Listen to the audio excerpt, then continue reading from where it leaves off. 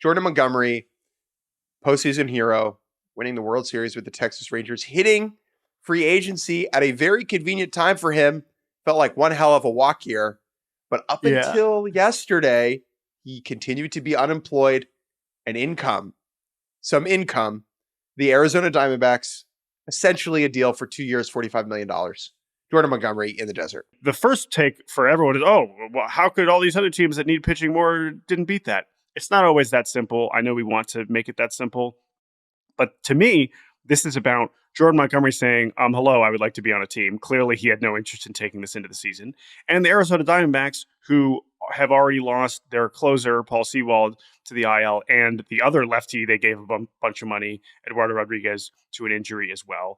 And them saying, no, we're not going to let that be like, okay, screw it. We'll just, roll Tommy Henry out there and hope for the best. They're like, no. Like, we just won the National League and we are taking this season very seriously. And if no one else wants to jump in and make this happen, we will happily give Jordan Montgomery, $25 million this season. And we've reached a point now where this feels like more about Scott Boras biffing the offseason than the transaction itself, because all of his clients just undershot what we thought they'd get. And there's no two ways around it.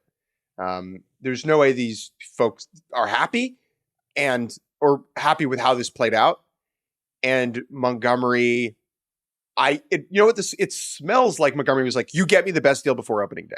Like, he's like, I'm signing before opening day. Yeah. I would imagine that's how this played out. Yeah, that's absolutely what it looks like. But yeah, I mean, basically every single one of his top clients, besides Jung-Hoo Lee, who of course did extremely well. Although ultimately, if you just factor that into the total amount of money given by the Giants to Scott Boras clients, it kind of evens out to still end up being less than you probably expected when you consider what Chapman and Snell got.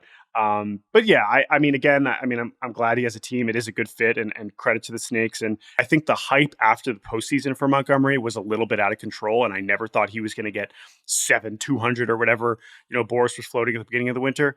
However, his durability and the fact that he has legitimately improved over the last few seasons, 250 is ridiculous. I mean, for a guy who's been this durable to not be able to get a long-term deal like this is just shocking and really disappointing for him. But I'm glad he has a team, and hopefully he'll be pitching soon.